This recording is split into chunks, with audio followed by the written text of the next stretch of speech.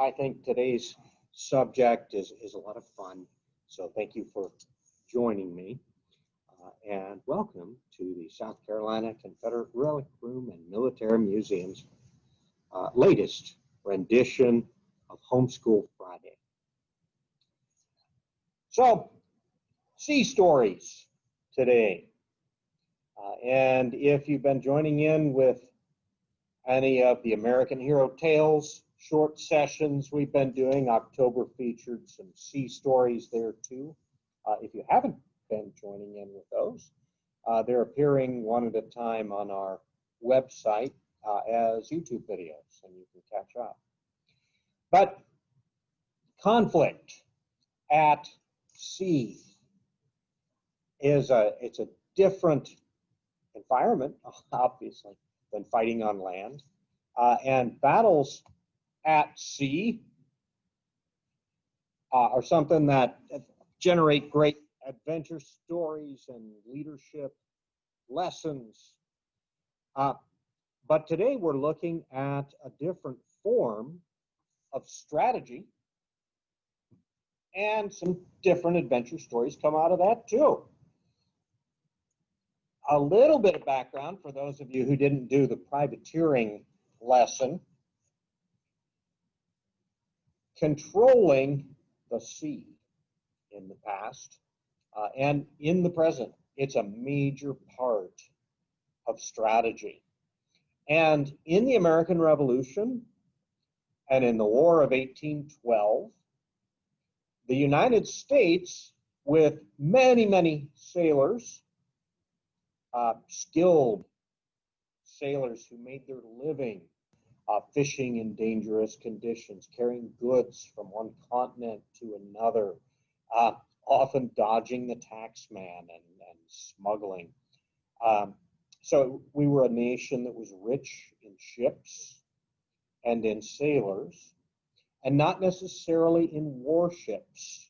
The Navy itself was rather small, and twice, within not too many years, the brand new United States faced off and had naval wars with the greatest naval superpower of history, the British Empire, and its enormous, very professional, very effective Royal Navy, something that tipped the balance in the war against Napoleon, something that allowed them to run a huge worldwide empire.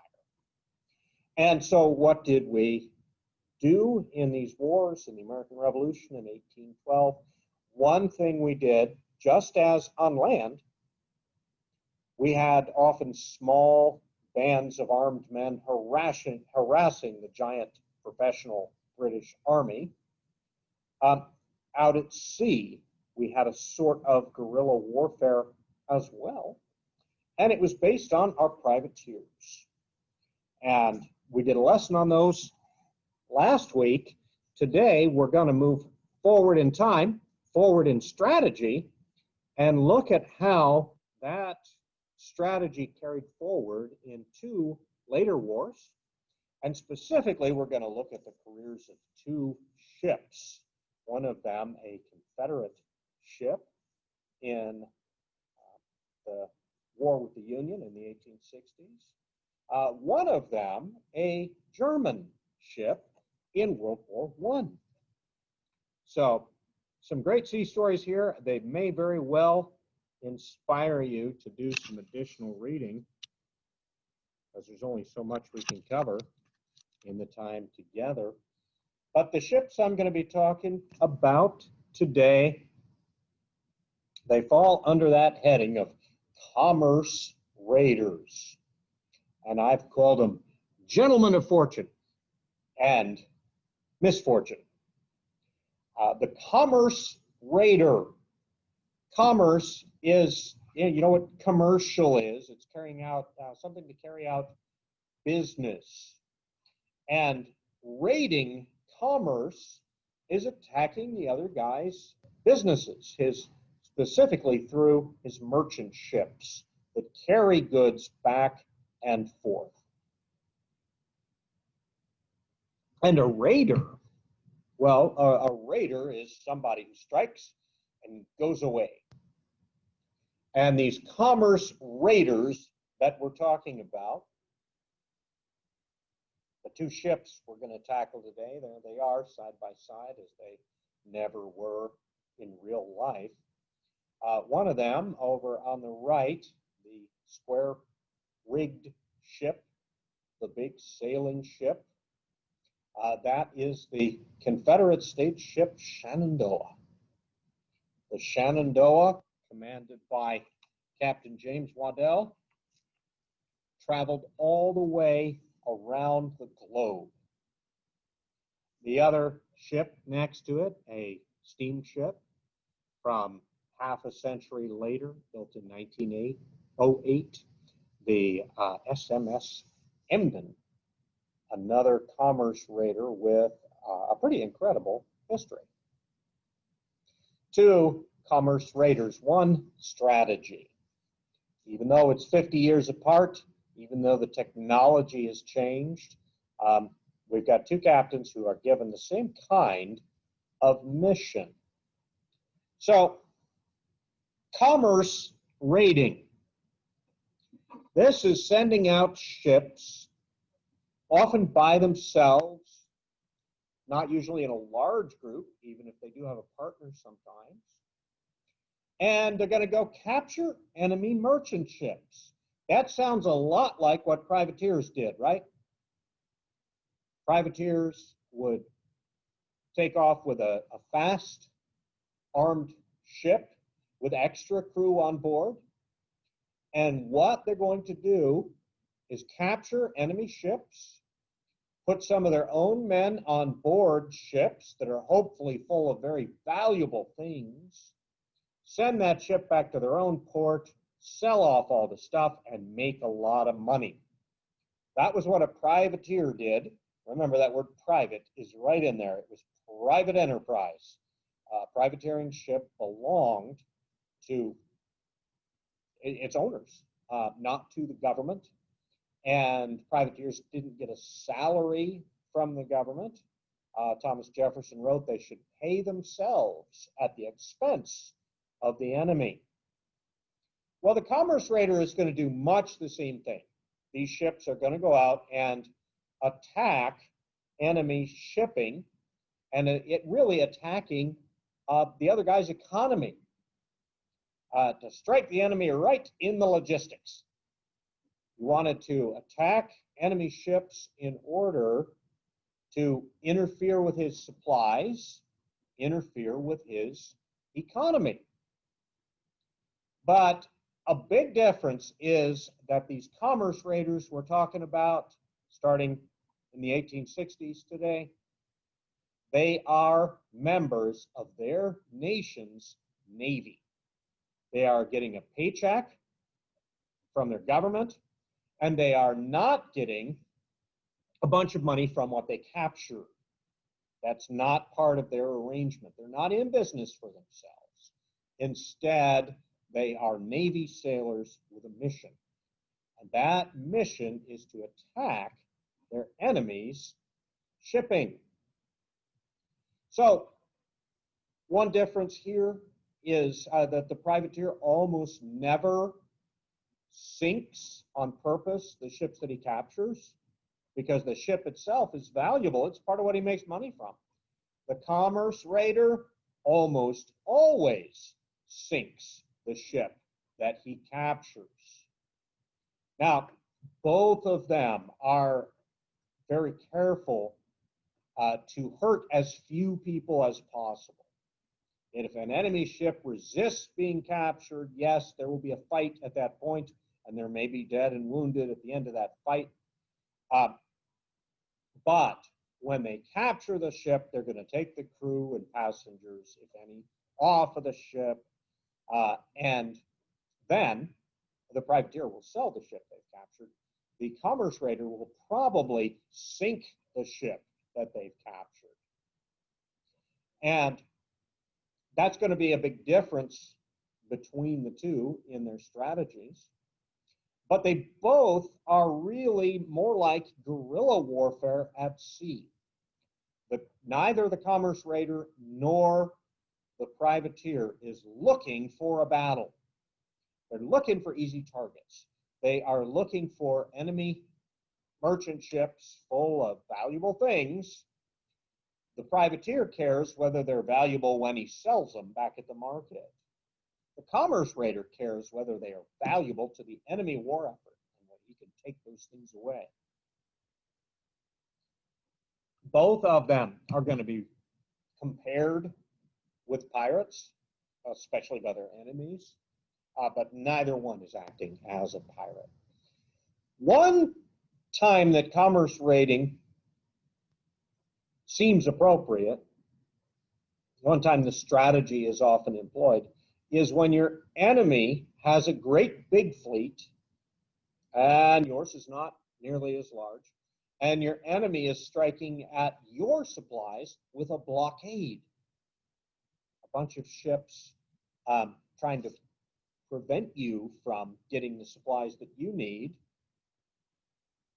and you don't have a giant fleet to break that blockade, and you don't have a giant fleet to blockade the enemy in return. So what instead you do? Well, he's trying to stop our ships by a roadblock at sea that doesn't allow anybody to get through to bring trade to us. We will get him by attacking his ships all over the world. It works best if he has ships all over the world. And one thing that the two ships we're looking at today have in common is the same enemy, the British and their huge world empire where ships carried everything that they needed. That was a complete misstatement. I'm sorry. The privateers of the American Revolution and the War of 1812, of course, fought the British, and the Emden fought the British. The Shenandoah fought a different maritime power, and that is the Union, the United States. And in fact, the British kind of sympathized with the Shenandoah. Sorry, don't know what got into me there. So, what made a great skipper of a commerce raid? Well, he has to be confident and independent thinking. He has to be clever and have his priorities in order and understand what his mission really is. These things were important, and you see here James Waddell as well as Karl von Bühler, two of the skippers who came up with the most impressive records, the skippers respectively of the Shenandoah and the Emden. James Iredell Waddell. He was a former United States Navy officer. He was born in North Carolina, and he had graduated from the U.S. Naval Academy and had spent nearly 20 years in the United States Navy. He was in the East Indies Squadron, serving as a U.S. Navy officer when his home state seceded from the Union, and he resigned his commission and went into the Confederate Navy instead. Now, he was sent overseas after some service with the Confederate Navy in its home waters. He was sent overseas, and Waddell's job was going to be to command a new ship. I believe that's the next slide here. This is his sketch of the ship he was going to command. And this was a ship that was being converted to a warship in a British shipyard. So the Confederate or the British steam sailor Sea King. We say steam sailor. They're sort of at an in-between time in naval history. So they have sails. It's a lot cheaper to use the sails, but they also had steam engines on this ship, both for speed and for those times when the wind is not favorable. Let me pull out here right quick a description of, a physical description of the Shenandoah. Yeah, there we go. And being created or converted from a merchant ship in Liverpool, and this had to be done in secret. Great Britain was not at war with the United States, and it was sort of a covert thing for the Confederate government to be paying for the ship to be converted to a warship, sending the officers overseas, and then the Shenandoah was actually going to take off from Britain and go right into the war effort. She's about an 1,100-ton ship, 230 feet long with 3 decks. She can make about 8 knots under steam, and knots, it almost equates to miles per hour. A nautical mile is a little longer than a regular mile, and about twice that under sail. So she's actually faster if the wind is right as a sailing ship than under steam, and has about 100 sailors and officers on board. And while these officers have all come from the American South, the sailors are recruited wherever they can get them. Most of the sailors are European sailors looking for a good and an interesting job. And they sign on with the Shenandoah. As the Shenandoah cruises the world, attacking United States merchant ships, one place they frequently get new sailors is when they capture a ship, they will offer the members of the crew a new job on the Shenandoah. And a number of them do sign up. So as time goes on, her crew is filled out by people from captured ships who think that the pay and benefits aboard the Shenandoah look pretty good, and they're perfectly willing to sail on this Confederate cruiser. And sail they do. Quick note here, before I forget, I have put a slide of map credits here. This map was created and put into Wikimedia Commons, and when this slideshow goes up, you can come back and freeze frame on this if you want to check that map out for yourself. I didn't create it myself.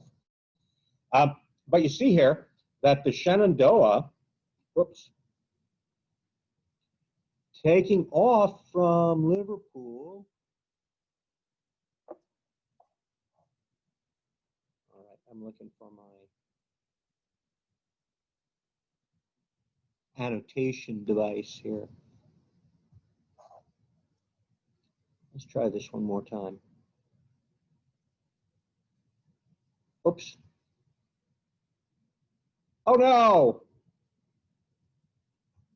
Let's try this again, folks. It's a little better. Okay.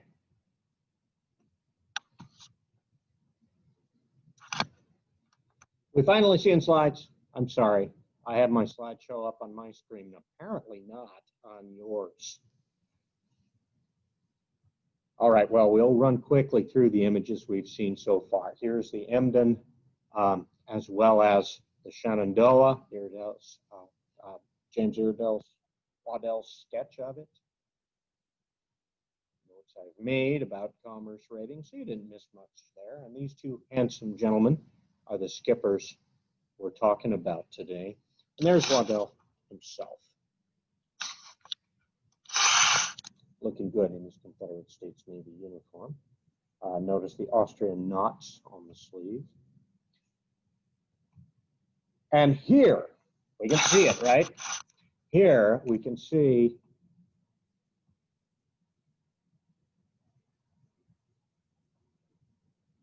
this is where the Shenandoah is built and takes off from, Liverpool.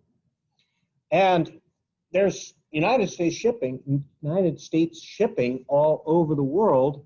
The Shenandoah heads through Europe, down the coast between Africa and South America and into the Indian Ocean, and is going to make a stop in Australia as well.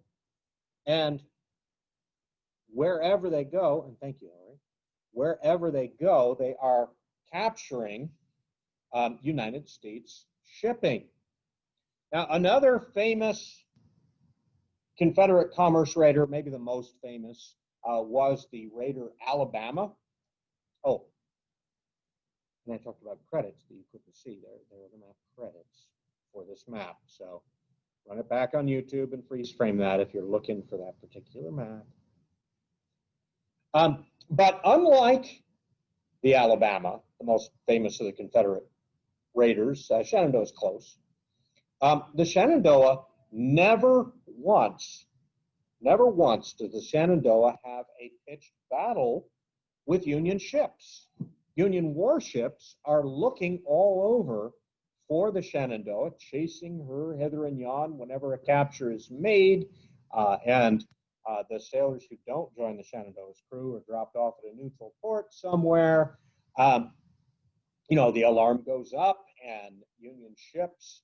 The United States at that time has its Navy mostly committed to the blockade. It doesn't have a huge number of ships to be combing the whole world trying to look for this elusive cruiser. And they never do catch up with her. Shenandoah, the first time that things get really tense, they pull into Australia. And of course, that's a neutral port, and there's a Union ship in port in Australia. But unlike the story we heard in American Hero Tales about the British Navy in a Portuguese port, the Union Navy does not try to violate neutrality and start a fight, and the Shenandoah gets away again. One reason she's so elusive is that ability to use sails. In World War I, when they try the commerce raiding strategy again, something that happens in World War I is everything is controlled by where can I get more coal. That is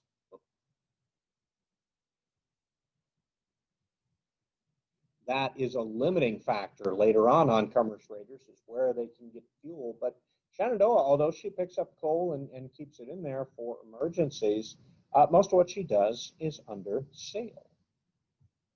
So, no pitched battles, but one of Shenandoah's accomplishments along the way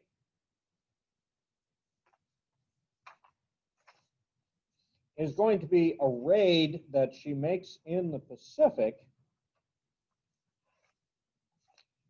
against the Union whaling fleet, or the United States whaling fleet. And looking back here, this is happening up off the coast of Russia. And we don't think usually of events of the American Civil War happening way up there off the coast of Russia. But this is. Hillary, you're throwing some question marks out there, it looks like. Okay. There would be 38 vessels captured by the Shenandoah. 20 of these ships were whaling fleet in the Bering Sea. Now, whale oil was a really important resource, and capturing and burning these ships full of whale oil, this was a huge economic effect. This was a very big deal indeed that the captain was inflicting on the enemy economy.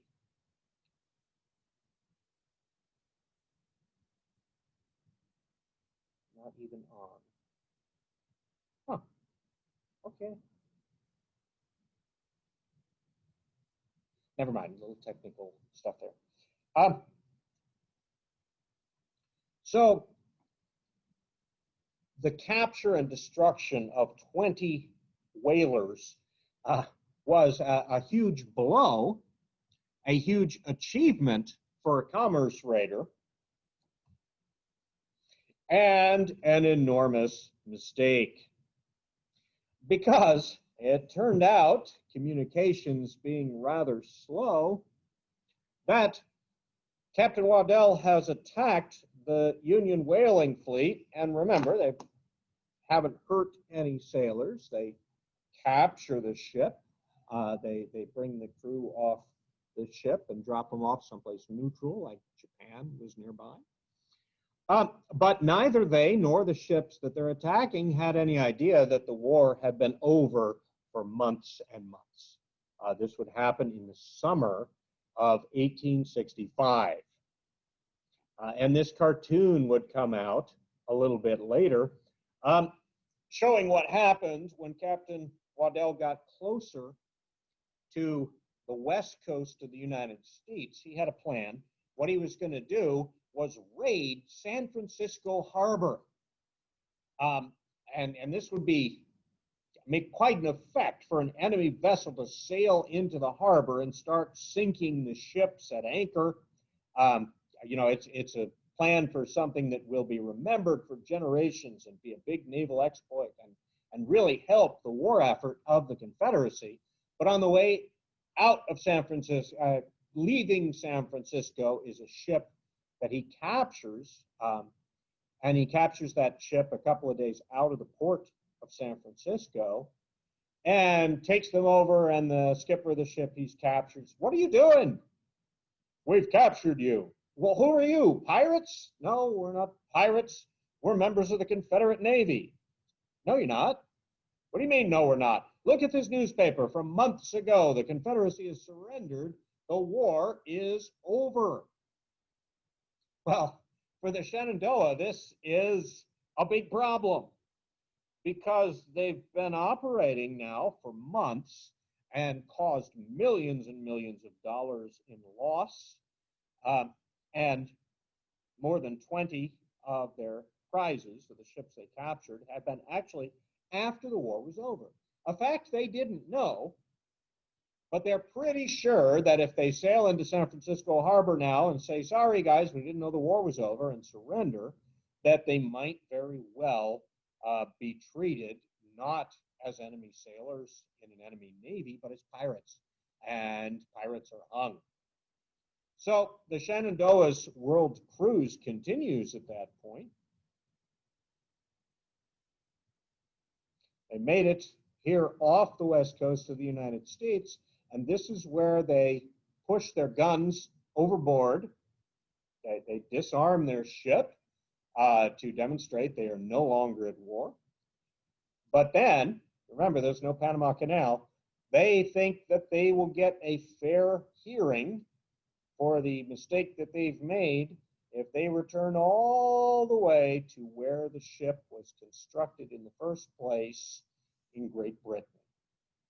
So that will be the rest of the Shenandoah's voyage, and it will result in them being the last.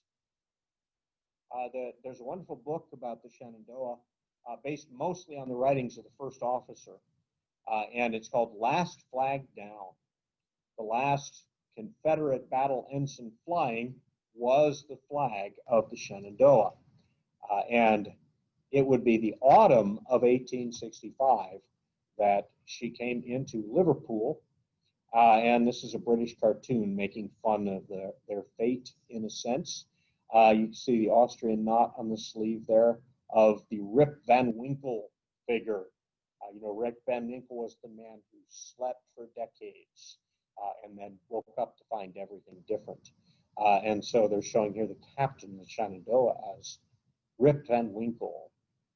"Wow, Mr. Pilot, you don't say. The war in America over these 8 months? Dear, dear, whoever would have thought it?" But the crew of the Shenandoah were sort of romantic heroes to the citizens of the South and also to the British Empire. Their stand against odds and acting all by themselves and behaving gallantly toward the capture. That was important to their reputation. But they were sort of adventure heroes, and their legacy they were not punished in England. Um, the Admiralty Court looked at this and said, yes, that was an honest mistake, and as far as you knew, you were acting according to the laws of war. You didn't do anything wrong. The only thing they did was say, well, have you hired any British citizens aboard? Because those citizens would be violating the Mercenary Act. But the crew had enough warning that when a Royal Navy officer came aboard with a clipboard to ask them each where they had come from and what nation they were citizens of, all the members of the crew from the British Empire simply lied and said they were born in the American South. And the Royal Navy officer didn't look past the fact that they're speaking with a Cockney or Australian accent. He simply took them at their word. And so the crew of the Shenandoah, rather than being punished, sort of became living legends. One of whom was this man from Charleston, Lieutenant John Grimble. And John Grimble, I know I'm probably running late and I have another sea story to tell. He's going to be worth doing a session on all by himself one day.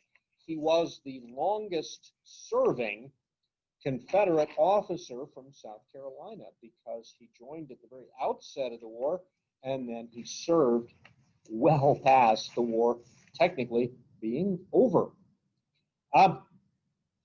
Another note about Waddell himself, he became a steamship captain after the war, and then one of the more interesting jobs that he held, I guess they figured as an elusive and tricky skipper who knew all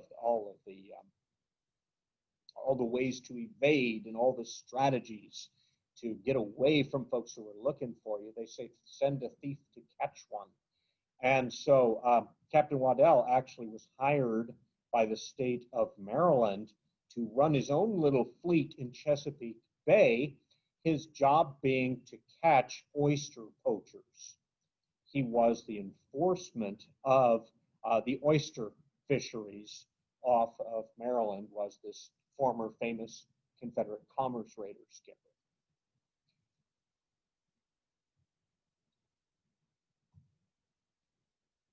So that is our 1860s half of the Commerce Raider story that we're doing today.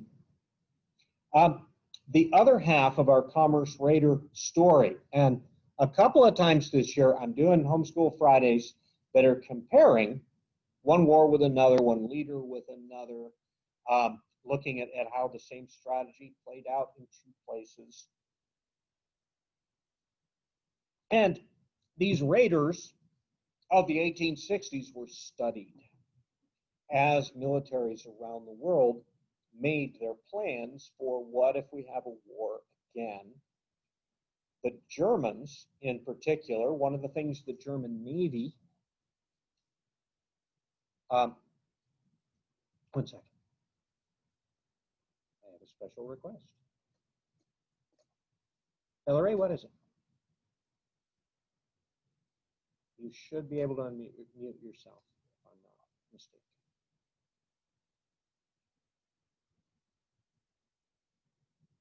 Or you can send the chat.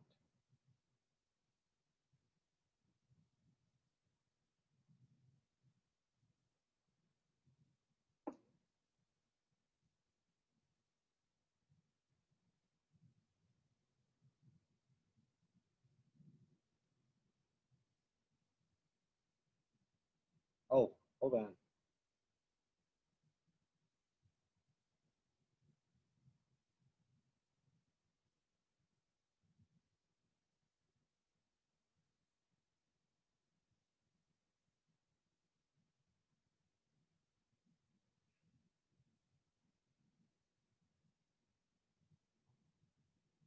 Participants.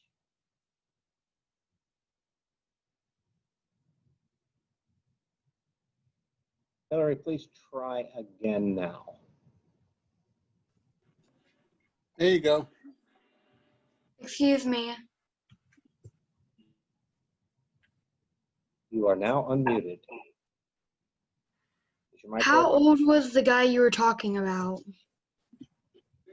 Okay, while we wait for a second for that, excuse the interruption, folks. As nations plan for future wars, anybody who thinks they might have to fight against the British studies the strategy of the commerce raiders.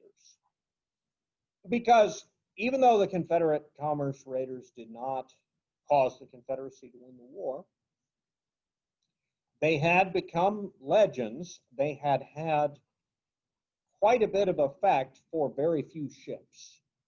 And a lot of nations with smaller navies were thinking exactly that. How can we have quite a bit of effect with very few ships?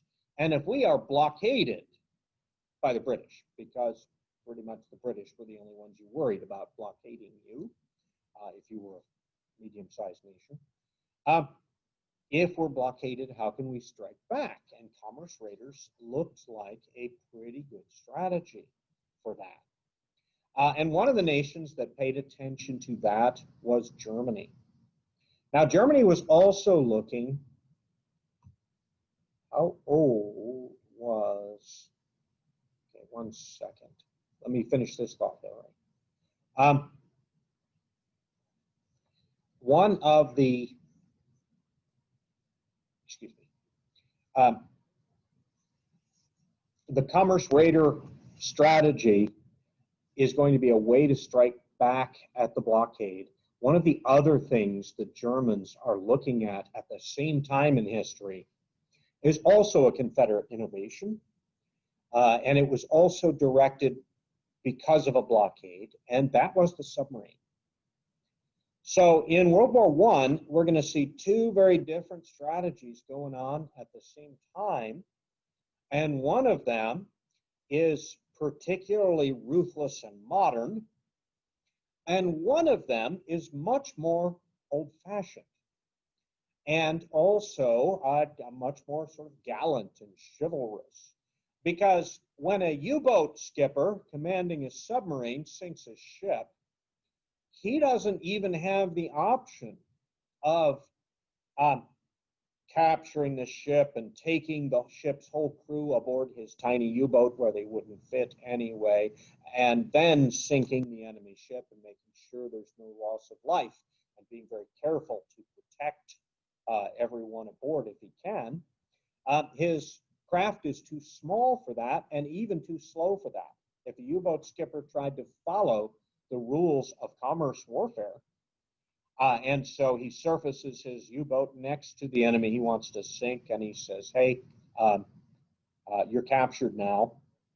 The merchant ship, which is larger and faster and a lot bigger than the U-boat, and is now not taken by surprise, could just sail away and ignore him or even ram him. So a very ruthless kind of warfare is going to be fought in the Atlantic by U-boats who sink their enemies and don't worry about picking up survivors. Meanwhile, though, far away in the other hemisphere, cruiser warfare, as it's called, or commerce raiding by surface ships, is going to be carried out by German naval officers with a very different job and a very different mentality. Okay, now that I've finished that thought, I had a question, and I think the question was, how old was John Grimble? And I'm going to have to give you that exact information a little bit later. He had gone to the U.S. Naval Academy at age 15. I think he was no older than 18 at the outset of the war, but don't quote me on that. I'll look it up for you afterwards and find that out.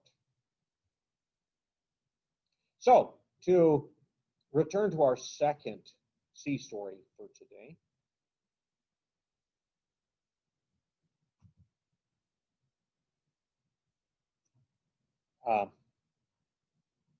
That guy's older than 18. Yeah, Hillary, I'll have to get back to you on that question.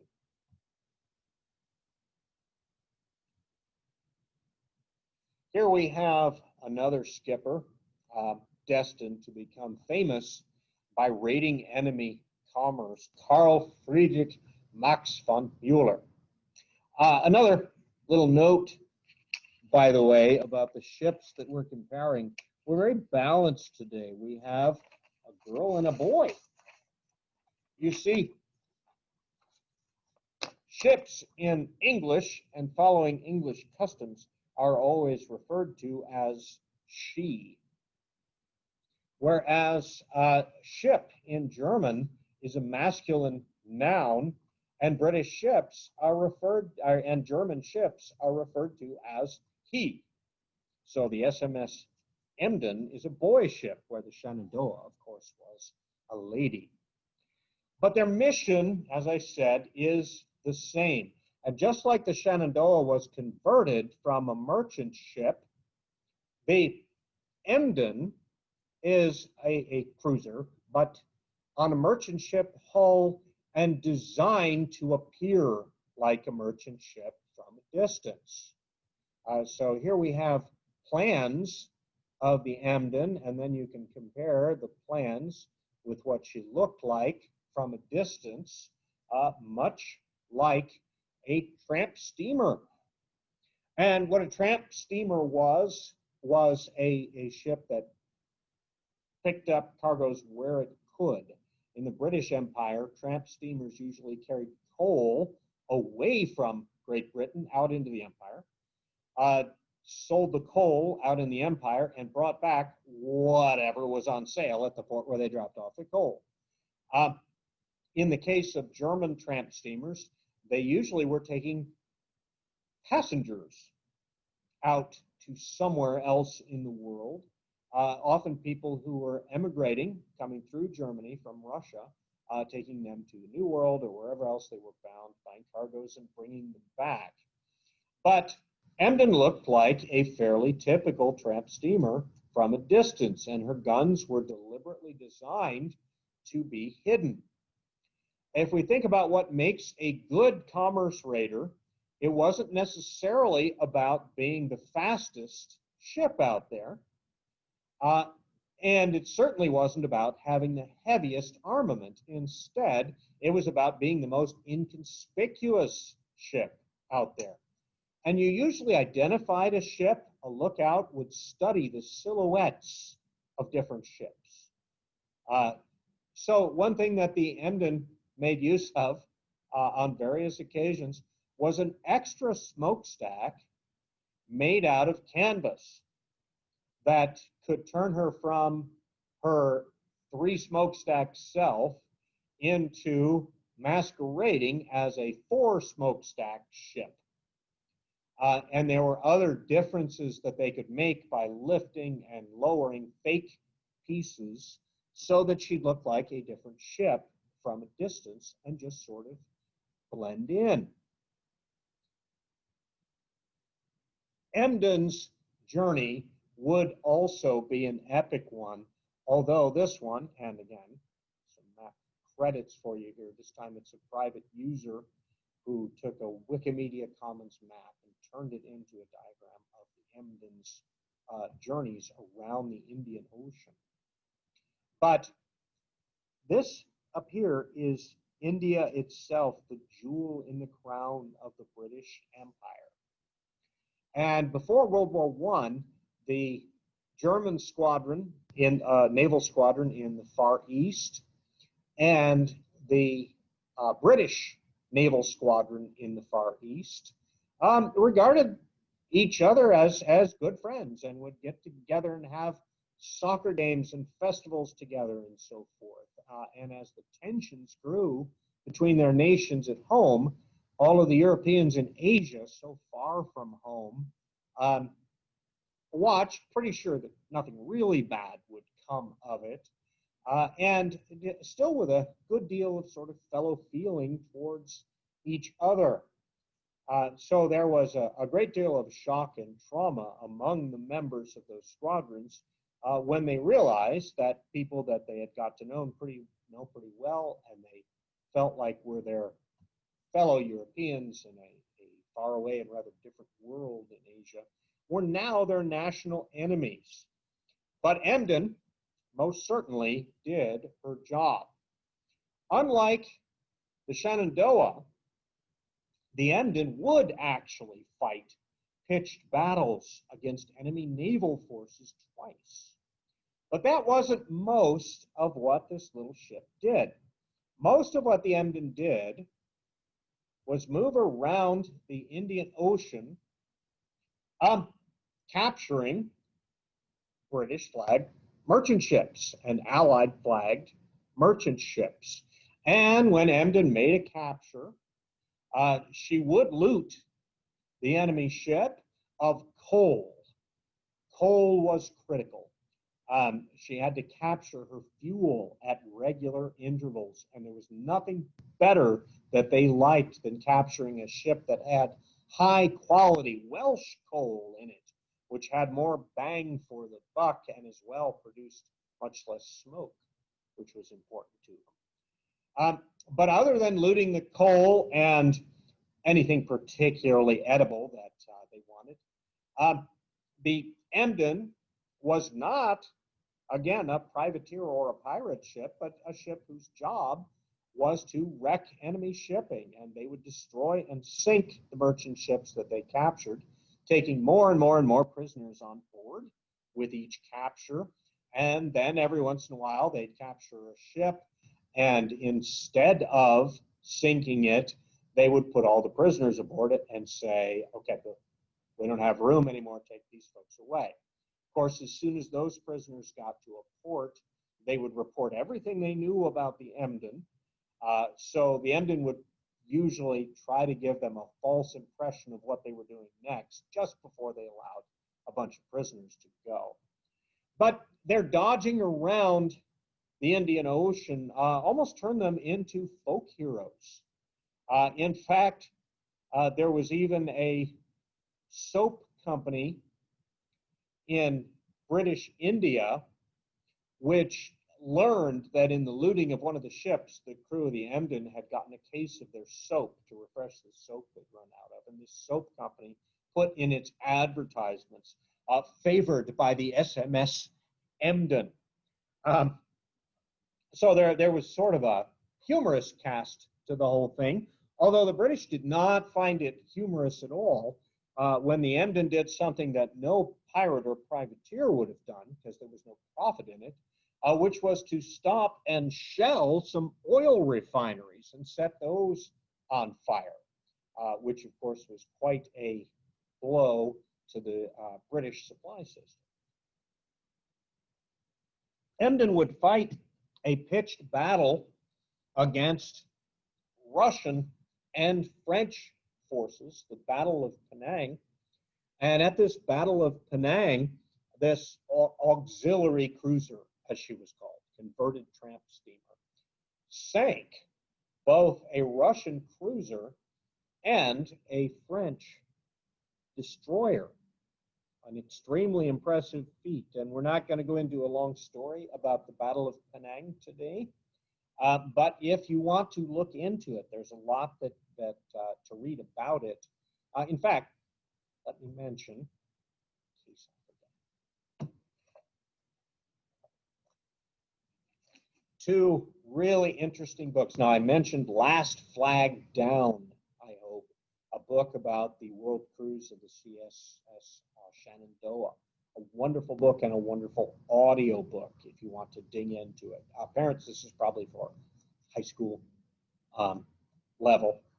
A book here about the Emden, the Kaiser's Raider.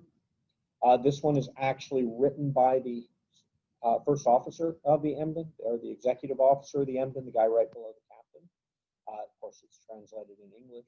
It's a wonderful adventure story and gives you some pictures of the Emden's adventures. This older book, if you can find it, The Last Gentleman of War, The Raider Exploits of the Cruiser Emden. That's a good one to think about for interlibrary loan, or it's probably cheap on Kindle or something. Original copies are probably collectible by now. But terrific account of service aboard. One page that struck me is especially interesting because it's the kind of thing you don't think about them worrying about in 1914. A fruitless couple of days had passed. No victims had appeared off the Sunda Strait, and when the Emden had then gone to the designated rendezvous with the expert, that ship had failed to show. As usual, she's trying to rally with another captured ship to get coal off of it. Now it was Sunday, and services were underway. There were no pastors assigned to light cruisers in the German Navy, and so the Protestant service was conducted by the senior Protestant officer, Commander von Mueller. That's the skipper. After Sunday muster, the boatswain had piped church call, whereupon the entire Protestant off-duty crew had gathered to worship. The band was playing hymns, followed by a reading from the Bible, a sermon from Mueller, and the Lord's Prayer. At the same time, on the forecastle, Mass was led by the senior Catholic officer, Ensign von Guerard. When he was on duty, responsibility fell to Ensign Prince von Hohenzollern, a member of the German nobility, for the Catholics in the crew, including reading of the epistles and the gospel, general responses, and meditations, the litany being recited at the close. Mueller insisted that church services be held regularly, and despite little time for preparation, they were as inspiring and ceremonious as possible. A critical element for both of these ships and any commerce raider operating far away from home and out of contact with anybody is keeping up the ship's morale. And every skipper had a different way to do that. But one of von Mueller's ways to do that was to insist on, at certain times, customs being followed and everything being done to a high level of quality. A couple of more reminiscences by the first officer.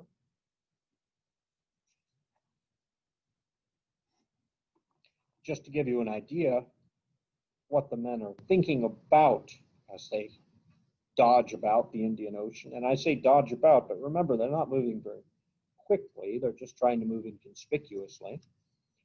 We knew quite well that 16 hostile ships were in pursuit of us, British, French, and Japanese.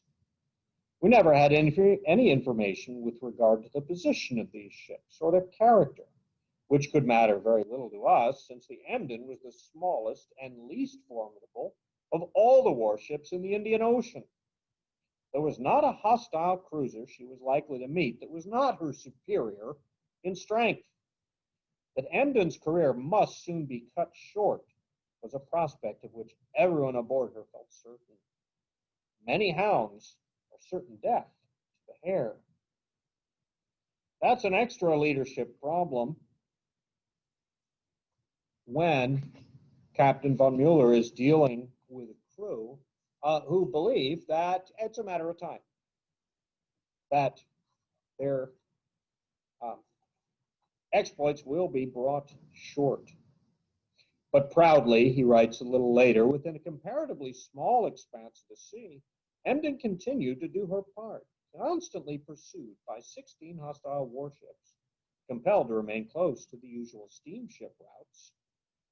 In spite of this, we managed to elude our enemies, together with the fact that Emden appeared like a will-o'-the-wisp, first in one quarter and then in another, gave rise to the assumption by the English papers of India that there were a number of German raiders abroad, and that they had all adopted the name Emden as a ruse.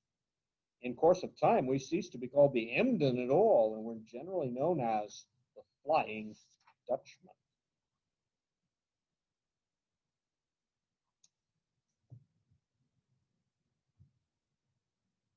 But they are caught and do wind up in battle at Penang. And as I said, we don't have time to really tackle events of the battle itself, but something critical to how the ship is going to be remembered is how they act in the aftermath of this victorious battle. He talks about picking up prisoners. Our French prisoners, both the wounded and the well, were comfortably provided for, all suffering from injuries, found rest and care. The prisoners received plenty to eat and drink and were provided with something to smoke. When I asked some of the Frenchmen why they had swum away from our cutters, when they sent out lifeboats to pick up the survivors, some of the sailors tried to swim away from the lifeboats. They replied, "The reports in our newspapers have always been that the Germans massacre all prisoners. Our officers confirmed this. We preferred drowning to being butchered." Well, that's absolutely not true. That had been a rumor, but perhaps it was a rumor that was believed partly because of what the U-boats are doing over in the Atlantic, which is sinking ships with all hands and not stopping to pick up survivors. The Emden's officers are very proud to have acted differently and had a different record. And even the English write in the aftermath of the battle at Penang, "Here we have another instance of that chivalry which the Emden's commander has so often shown.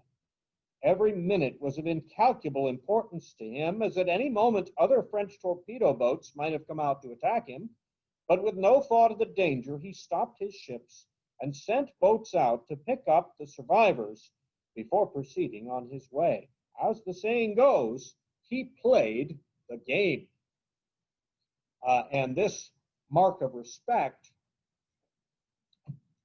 is the kind of thing that characterizes the Emden's legacy.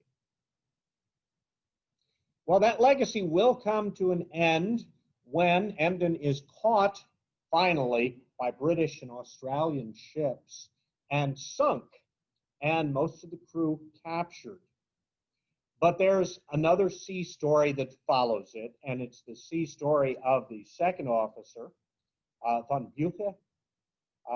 This lieutenant had a group of men in a small boat on shore getting supplies when the Emden was attacked unexpectedly by the British. So they watched their own ship be sunk, and then this small group of men in the Indian Ocean stole a small sailing ship and took it all the way back to the coast to the Middle East, essentially, and then walked across Turkey and made it back to Germany.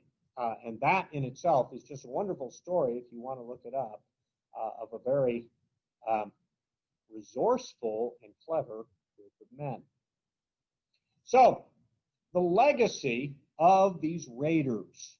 Well, first of all, let's look at how effective they were.